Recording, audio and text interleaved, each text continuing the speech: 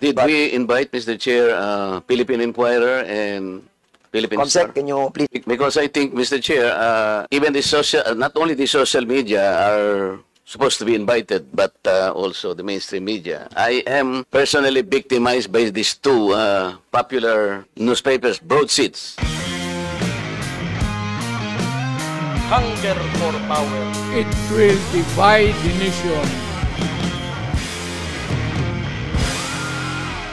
Is it correct to assume that this hearing is only limited to social media platforms? No, of course not. Because the way I see it, it only addresses the problems, alleged problems encountered against bloggers. No, Chairman, Congressman Marcoleta. That's the reason Because- why we have invited as well the government agencies and also the academe and other media outlets who have parameters on. But we have not invited members of the mainstream media, Mr. Chair. We did, and that's the reason why what was the we're response? asking for the excuse letter as well, because a while ago, the COMSEC have acknowledged the persons of the resource persons who have been invited.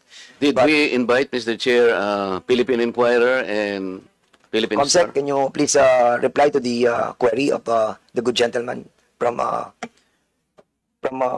Because I think, Mr. Chair, even the social, not only the social media are supposed to be invited, but also the mainstream media. I am personally victimized by these two popular newspapers, broadsheets. May I cite a particular example just to dramatize, Mr. Chair? Yeah, Kaya importante lang sana, gusto ko rin silang marinig ko nandito. I do believe that he has a basis for that.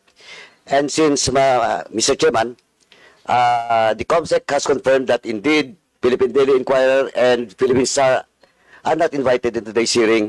Since Congressman Marcoleta is not a member of this committee, may I respectfully move, Mr. Chairman, that in the next hearing, we will invite Philippine Daily Inquirer and Philippine Star to expedite discussion, Mr. Chairman. So move, Mr. Chairman. May I know, Mr. Chair, why? So, Congressman Marcoleta, your query is valid.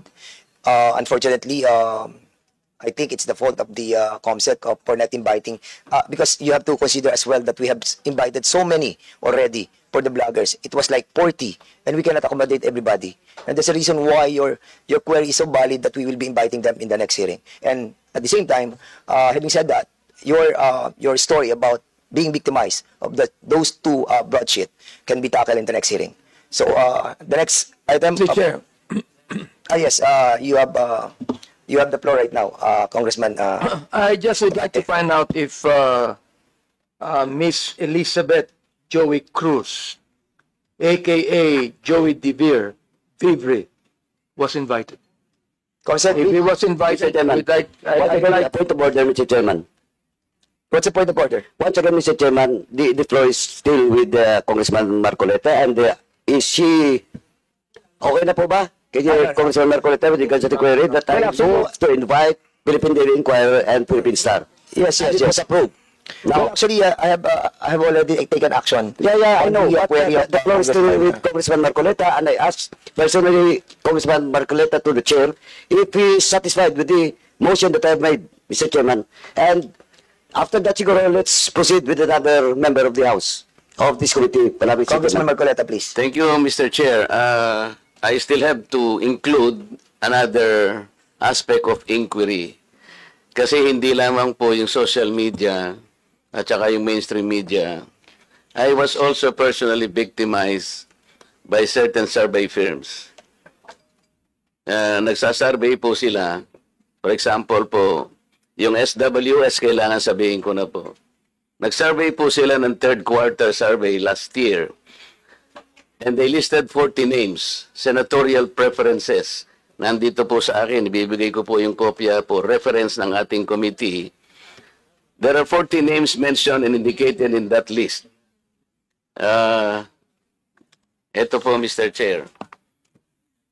Gusto ko lamang pong emphasize na dito sa apat na pong senatoriables po na kanilang ginamit dito sa survey na to, meron pong 6 na relatively unknown. Babasahin ko po ang pangalan. Adonis Jerome, Andamo Jocelyn, Arambolo Ronel, Doringo Mimi, Floranda Mori, Danilo Ramos. Meron po naman 7 na sikat, Mr. Chair, pero hindi naman nagpahayag po ng nagtakbo bilang senador. Andiyan na po si dating Pangulong Rodrigo Duterte, dating Senador Franklin Drilon, dating Senador Richard Gordon, Harry Roque, dating Vice Presidente Robredo Maria Leonor, at saka po yung ating Secretary of Defense, Gilbert Chodoro. Pero po malinaw dito, Mr. Chair, hindi po nila ako nilagay dito sa 40. Pero no pong yung outcome pong ito ipalabas nila, number 36 po ako. Paano po mangyayari na ako po ay magiging number 36, hindi naman po kasali rito? Ito po yung klase ng mga manipulative surveys na pinaniniwalaan po ng mga tao. Sana po hindi na lang nila ako sinama sapagkat wala naman ako rito.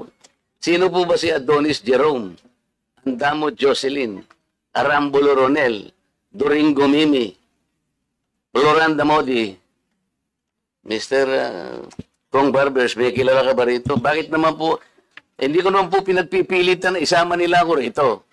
Ang problema, hindi po ako kasama, Mr. Chair, pero nilagay po nila ako doon sa resulta, number 36 ako. Hindi naman po tatama ito. Ito po yung gusto nating i-address lahat. Hindi lamang po social media. We understand that your predicament, Thank you, Mr. Chair. Congressman Marcoleta. Bibigay ko po yung and the kopya para sa the referensya po. representation also doesn't believe that. Because on my own assumption, nasa top 5 ka. So, Mr. Chairman, Mr. Chair. kidding aside. No. Mr. Chair. Kidding aside. We have to tackle that issue as well, that being espoused by Congressman Marcoleta. So we will be inviting over in the next hearing, what survey firm is that? SWS and the Power Station. Ilan ba yan? Ito lang muna yung nakita ko. Because- At saka yung Manila Broadcasting Corporation. NBC. Because in the House resolution itself, the House resolution number 2147, it clearly states, Social media lang. Yeah. Medyo lang eh. Oh, kaya yun lang yung topic natin. But we cannot, but it was delivered. No.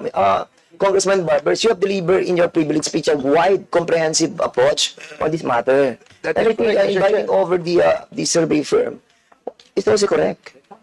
yeah, maybe we Because can we are tackling expand. not only the House Resolution number 2147, we're also tackling 2 privileged speeches that was delivered by you. So I think may basis po yung kay Congressman Marcoleta. Okay, and at the same time,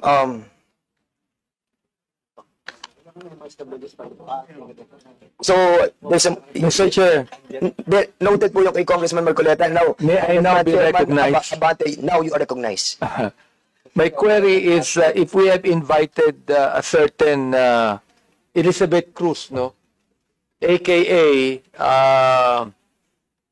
Joey De Vibre, Mr. Chair, if we have invited her and she has an excuse letter, may I know what was the excuse, Mr. Chairman? Comsec, please answer the query of Congressman Abante. Please. Pang sa social media. Harap dito. Thank you, Mr. Chair.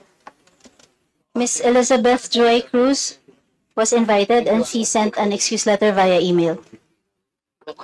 Ano po yung kanyang excuse letter? Ano yung dahilan? One moment, sir. I'll get it from the chair. Thank you. Mr. Chair, Can you kindly also, Comsec, can you kindly also try to tell us those resource persons who have not attended this committee hearing? Yung may mga excuse letter, okay yun. But those who have not reply to our request to be present on today's hearing. Thank you, Mr. Mr. Chair, Chair. particularly first, Mr. Chair, Yes, Congressman Abante. particularly I am referring to AKA Joe De Vibre sapagkat matindi yung kanyang mga sinabi dito. Gusto ko talagang makita siya at makausap sapagkat dito minura niya ako at ang sabi niya panay kabobohan sa quad. sayang kuryente sa'yo. Bigyan mo sa kanya. Ano yung PACU? Ano yung PACU? Hindi ko alam yung PACU. Huwag mo na sabihin. Congressman Abante. Wala lang. Katutuloy ko lang puta. Mr. Chairman, Congressman, don't be so personal. Let's be more comprehensive on this approach. Binabasa ko lang po. Binabasa ko lang eh. Sige, go ahead. I'll give you Pangalawa, November 13, 2024, nagmura na naman siya. Hindi ko na babanggitin yung mura niya.